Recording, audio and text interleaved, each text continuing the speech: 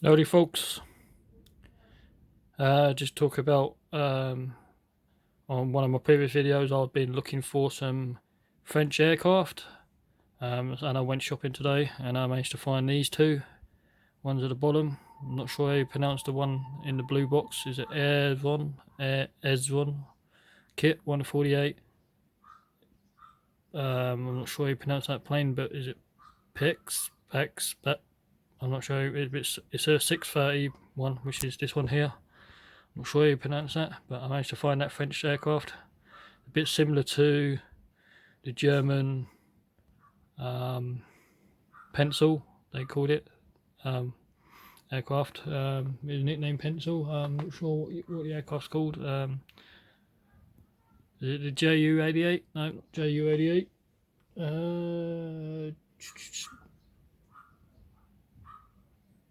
One sec. I have to pause the video and have a...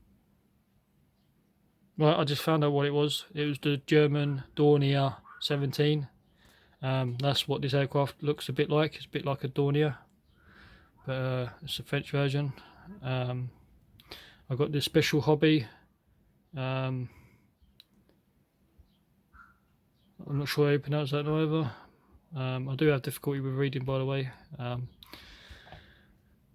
It's a heavy dive bomber. That's 148 scale, and I picked up this Firefly because I've been looking to try and find not Australian aircraft, but also I've been trying to find, they're English, but it's to do with the Navy. Is it the Air Corps? Not the Air Corps.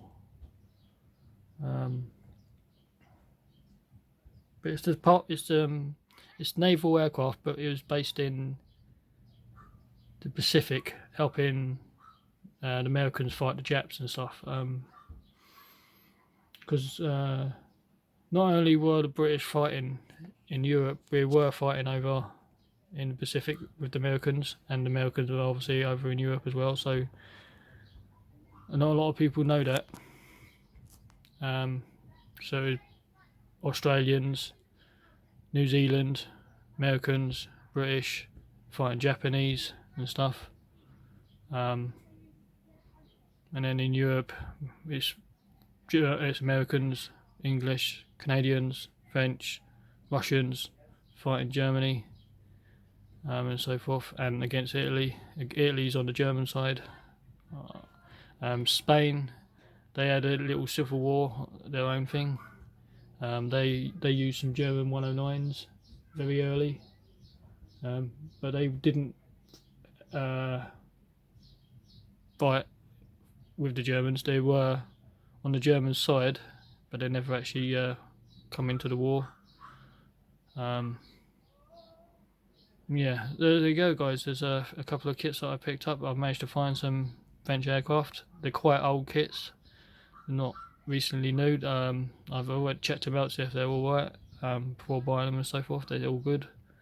But I did notice, because they're that old, there is no locating pins on the fuselage half, so it's a bit like the X1 supersonic jet I did a video on as well. It's like they're quite oldish, and so there's no locating pins, so you just have to take your time lining everything up so you don't end up with no step or anything in the plastic. So you just take your time, it should go together pretty well. So there's my 3 new kits to my stash. I managed to find some French aircraft. You can find these, they are around, it's just a matter of looking.